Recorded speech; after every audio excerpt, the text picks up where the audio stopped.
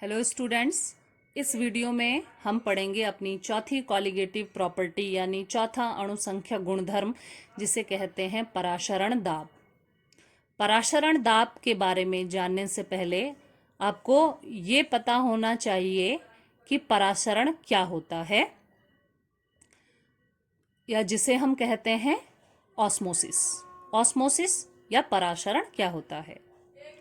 तो पराशरण जो है विलायक के अणुओं का अर्ध पारगम्य झिल्ली से होकर शुद्ध विलायक से विलयन की ओर स्वतः प्रवाह पराशरण कहलाता है।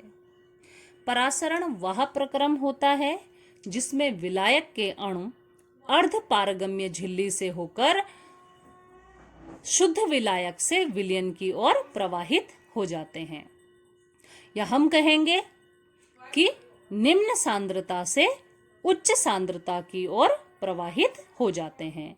निम्न सांद्रता विलायक की स्वयं की होती है और उच्च सांद्रता विलयन की होती है, क्योंकि विलायक में कोई भी विलेय के अणु मौजूद नहीं है और विलयन में आपके विलेय के अणु भी मौजूद हैं। तो यहाँ पे विलायक की निम्न सांद्रता है और विलयन की उच्च सांद्रता है। तो पराशरण वो प्रक्रम है जहाँ पे विलायक के अणु निम्न सांद्रता से उच्च सांद्रता की ओर स्वतः ही प्रवाह करते हैं। अब अर्ध पारगम्य झिल्ली क्या होती है, क्योंकि पराशरण में इसका उपयोग बहुत जरूरी है। तो अर्ध पारगम्य झिल्ली वे झिल्लियां होती हैं जो केवल विलायक के अणुओं को अपने में से होकर आर पार जाने देती हैं, परंतु विलेय अणुओं को नहीं। अर्ध पारगम्य झिल्ली कहलाती है।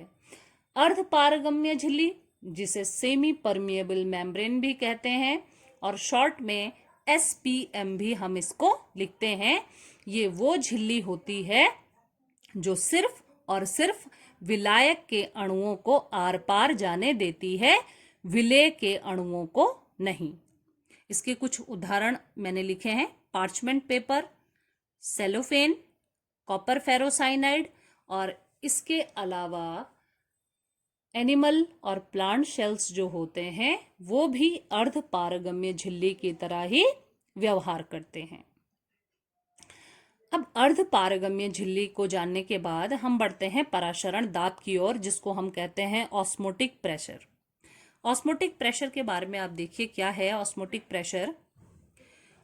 वह कम से कम बाहरी दाब जो विलयन पर लगाने से उसका वाष्प दाब विलायक के वाष्प दाब के बराबर हो जाता है, पराशरण दाब कहलाता है और इसे पाई से प्रदर्शित किया जाता है। अब पराशरण दाब को आप ऐसे भी समझिए कि अभी मैंने कहा था कि पराशरण वो प्रक्रिया है जिसमें विलायक के अणु अर्ध पारगम्य झिल्ली से होकर शुद्ध विलायक से विलयन की ओर स्वतः ही प्रवाह करते हैं। तो अब अगर हम विलयन पर कोई बाहरी दाब लगा दें,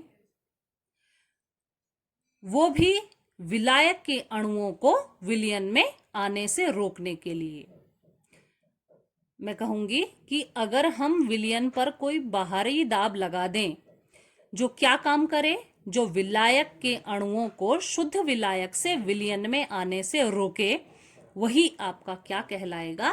पराशरण दाब कहलाएगा। वो बाहरी दाब ही आपका क्या कहलाएगा? पराशरण दाब कहलाएगा, जिसे हम पाई से प्रदर्शित करते हैं।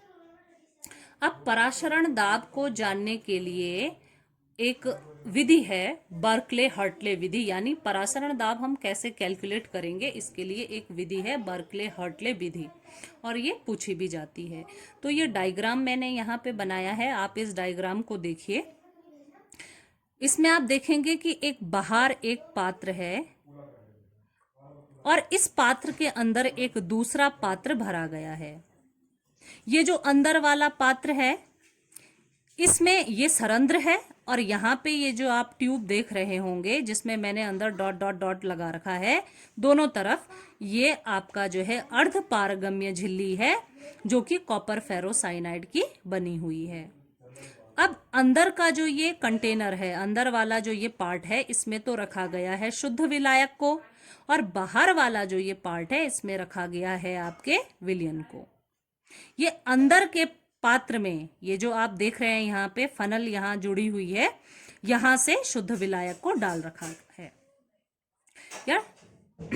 तो अंदर आपका शुद्ध विलायक रखा गया है और बाहर आपका जो है विलयन रखा गया है।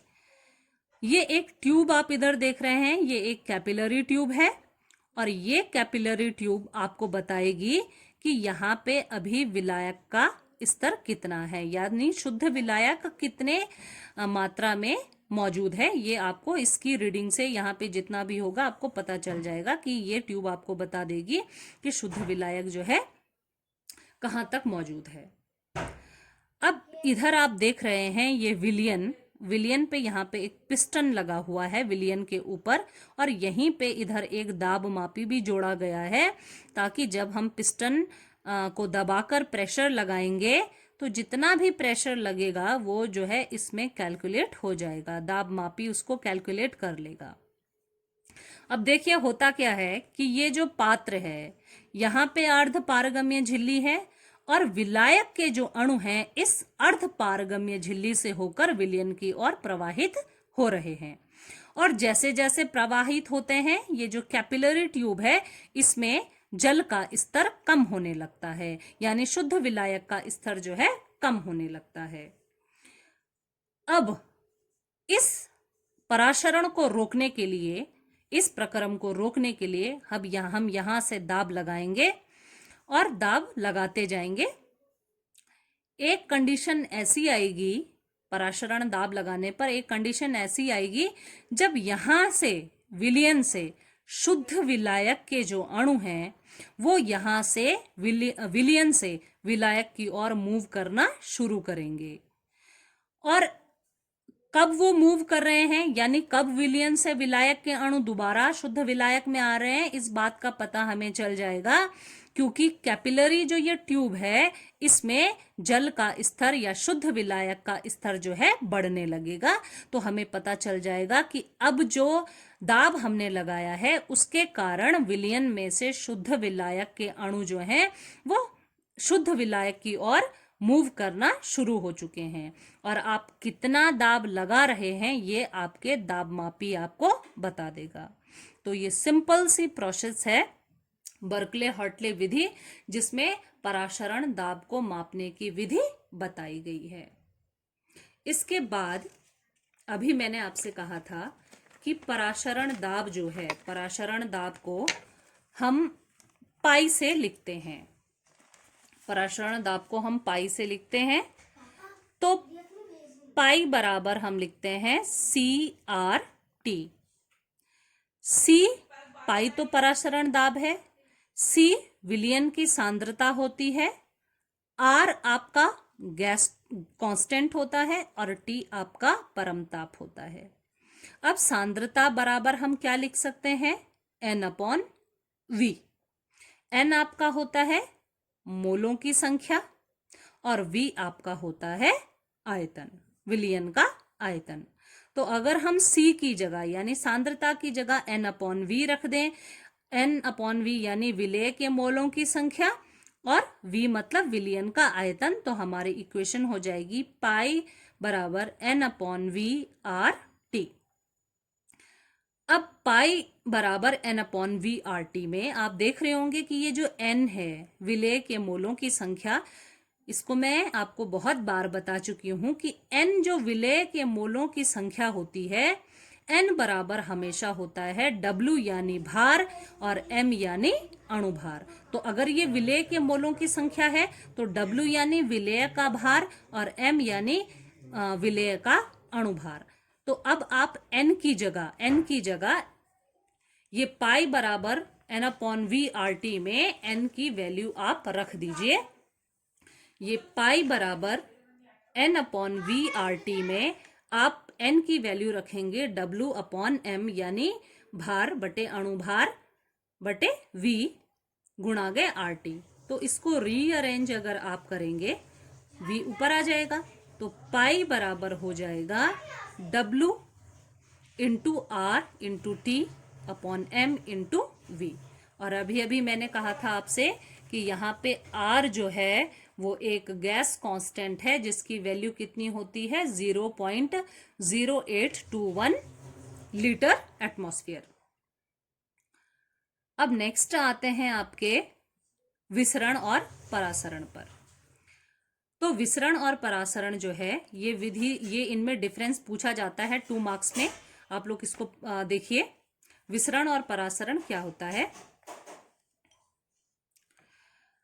विसरण जो है इसमें अणु अधिक सांद्रता क्षेत्र से कम सांद्रता क्षेत्र की ओर गति करते हैं, और अणु किसके, विलेय के भी हो सकते हैं और विलायक के भी होते हैं। तो विसरण वो विधि है जिसमें अणु अधिक सांद्रता से कम सांद्रता क्षेत्र की ओर गति कर सकते हैं, और अणु वो विलेय के भी हो सकते हैं और विलायक के भी हो सकते हैं। लेकिन परासरण जो है वो ऐसी प्रोसेस है जिसमें सिर्फ विलायक के अणु जो हैं वो कम सांद्रता क्षेत्र से अधिक सांद्रता क्षेत्र की ओर गति करते हैं। इसके बाद जो सेकंड पॉइंट है, विसरण में अर्ध पारगम्य झिल्ली की आवश्यकता नहीं होती है, कोई जरूरत नहीं होती है सेमी परमिएबल मेम्ब्रेन की, लेकिन परासरण में अर्ध पारगम्य झिल्ली का होना आवश्यक है। थर्ड पॉइंट है, विसरण द्रवों तथा गैसों दोनों में होता है, यानी लिक्विड्स में भी हो सकता है और गैसेस में भी होता है। डिफ्यूजन की जो प्रोसेस है वो लिक्विड और गैसेस दोनों में होती है, लेकिन परासरण जो है वो केवल विलयनों में ही होता है। फोर्थ पॉइंट है, विसरण में विलेय तथा विलायक दोनों के अणु भाग लेते हैं। ये मैंने फर्स्ट पॉइंट में भी आपको बताया कि विसरण में विलेय तथा विलायक दोनों के अणु भाग लेते हैं, लेकिन परासरण में केवल विलायक के अणु ही भाग लेते हैं। अच्छा, विसरण और परासरण आपको समझ में आ चुका होगा और इसे आप कॉपी में नोट भी करेंगे। इसके बाद हम आ जाते हैं परासरण दाब के नियम तथा वान हाफ समीकरण। अब परासरण दाब के कुछ नियम हैं, उनको ही वान हाफ ने समअप कर दिया और हमें जो नियम मिले वो हमें एक साथ मिले, परासरण वाष्प दाब के नियम, परासरण वाष्प दाब तथा वान हाफ समीकरण। अब इसमें पहला है बॉयल वान हाफ नियम। ये बॉयल का नियम, चार्ल्स का नियम, एवोगाद्रो के नियम, ये गैसों के लिए कुछ नियम है, और वान हाफ ने इन्हीं नियमों के, यानी गैसों के लिए जो नियम दिए गए थे, आप क्लास 11th में पढ़ चुके हैं, उन्हीं को द्रवों पे भी यानी विलयनों पे भी अप्लाई किया, लेकिन इसमें क्या जुड़ गया, आपका वान हाफ समीकरण भी जुड़ गया। तो बॉयल वान हाफ नियम क्या बताता है हमको, इस नियम के अनुसार स्थिर ताप पर तनु विलयन का परासरण दाब विलेय कणों के सांद्रण के समानुपाती होता है। बॉयल के नियम, बॉयल वान हाफ नियम ने हमें बताया कि अगर आपका टेम्परेचर फिक्स है तो तनु विलयनों का परासरण दाब यानी पाई जो होता है, परासरण दाब को हम पाई से लिखते हैं, वे विलेय कणों के सांद्रण के समानुपाती होता है।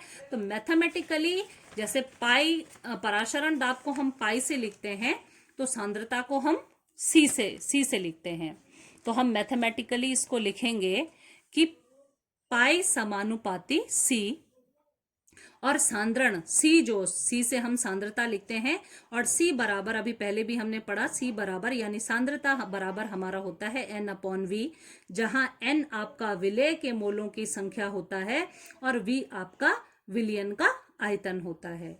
तो यहां हम जो है सी की जगह आप क्या रख देंगे, N अपॉन V, पाई समानुपाती हो जाएगा N अपॉन V। और यही कंडीशन आप देखेंगे कि अगर N यानी नंबर ऑफ मोल्स, N क्या है, नंबर ऑफ मोल्स, मोलों की संख्या, और V क्या है, विलयन का आयतन। तो N अगर हम 1 मोल ले लेते हैं, यानी N बराबर अगर 1 मोल है तो पाई हमारा किसके समानुपाती हो जाएगा, 1 अपॉन V के समानुपाती हो जाएगा। ये आपका जो है बॉयल वान हाफ नियम था। इसके बाद आप देखिए चार्ल्स वान हाफ नियम। चार्ल्स ने भी नियम दिया। इस नियम के अनुसार नियत या स्थिर सांद्रता पर, यानी अगर C, जो आपने सांद्रता पहले देखी थी जिसे हम C से लिख रहे हैं, कंसंट्रेशन, अगर वो फिक्स है, अगर वो बिल्कुल स्थिर है, तो किसी विलयन का परासरण दाब परम ताप T के समानुपाती होता है। तो परासरण दाब जिसे हम पाई से लिख रहे हैं ये किसके समानुपाती होगा? T, परम ताप के यानी टेम्परेचर के समानुपाती होगा। बॉयल ने नियम दिया, फिर चार्ल्स ने नियम दिया, और दोनों के नियम में क्या अंतर है कि बॉयल के नियम ने कहा पाई समानुपाती 1/v, और चार्ल्स ने क्या नियम दिया? पाई समानुपाती T। यानी पाई T के तो समानुपाती है, लेकिन पाई जो है V के व्युत क्रमानुपाती है। हम कहेंगे कि पाई जो है वो टेम्परेचर ताप के तो समानुपाती है, लेकिन आयतन के व्युत क्रमानुपाती है। आगे देखिए, तीसरा नियम है आवोगाद्रो का नियम, आवोगाद्रो वांट हाफ नियम। अब आवोगाद्रो के नियम के अनुसार क्या है? आवोगाद्रो के नियम ने कहा जब 2 या 2 से अधिक विलयनों का परासरण दाब जिनकी मोलर सांद्रताएं समान हो उन्हें हम लिखेंगे पाई समानुपाती n। हम कहेंगे कि अगर हमने जो है 2 विलयन ले रखे हैं और उनकी मोलर सांद्रताएं समान हैं, उनका कंसंट्रेशन समान है, तो उनमें मोलों की संख्या भी क्या होगी? समान होगी। अगर हमने 2 विलयन लिए हैं, जिन 2 विलयनों का सांद्रण बराबर है, तो उनमें मोलों की संख्या भी बराबर ही होगी। तो हम कहेंगे पाई समानुपाती n। अब ये 3 आपने नियम पढ़े, बॉयल का नियम, चार्ल्स का नियम और आवोगाद्रो का नियम। अगर आप इन तीनों नियमों को एक साथ लिखेंगे तो आप देखेंगे कि देखिए पाई जो है नंबर ऑफ मोल्स के समानुपाती है, और आप इसको पहले भी देख चुके थे जहां आपने लिखा है पाई समानुपाती n/v, तो n भी आपके नंबर ऑफ मोल्स हैं। तो हम क्या कह रहे हैं कि पाई समानुपाती है नंबर ऑफ मोल्स के और समानुपाती है टेम्परेचर के, लेकिन व्युत क्रमानुपाती है v के। और v क्या है आपका? v आपका आयतन है। तो हम इसको लिखेंगे पाई समानुपाती NT/v।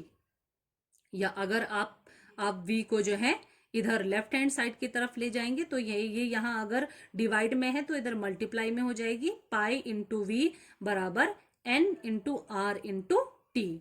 अब समानुपाती का जैसे ही हमने निशान हटाया, एक नया स्थिरांक, एक नया कांस्टेंट हमने यहाँ लाया जिसको हम कहते हैं r, और ये r जो है यहाँ पे जो r है ये एक विलियन स्थिरांक है जिसका मान गैस स्थिरांक के बराबर ही होता है।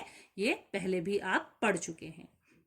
तो हम pi into v is equal to लिख रहे हैं nRT। और अगर पाई जो है, अगर हम पाई को यहां से v हटा देंगे और पाई को ही लिखेंगे तो v इधर जो है अपॉन में आ जाएगा।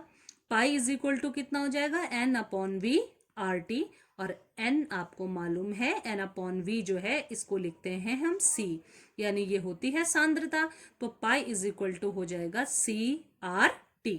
क्यों? क्योंकि सांद्रता जो होती है वो होती है n/v, n यानी नंबर ऑफ मोल्स और v यानी आयतन, विलियन का आयतन। तो c विलियन की मोल पर लीटर में सांद्रता होती है। यहां तक आप ये तीनों चीजें बॉयल, चार्ल्स और आवोगाद्रो का वांट हाफ के साथ जो समेशन हुआ है इस बारे में जान चुके हैं। इसको नीटली आप कॉपी में नोट डाउन करेंगे और आप इसको जो है रिवाइज भी करेंगे। विलियन पार्ट में आगे जो भी टॉपिक्स बचे हैं उन्हें मैं आपके लिए नेक्स्ट वीडियो में अपलोड करूंगी। तो इसी के साथ धन्यवाद।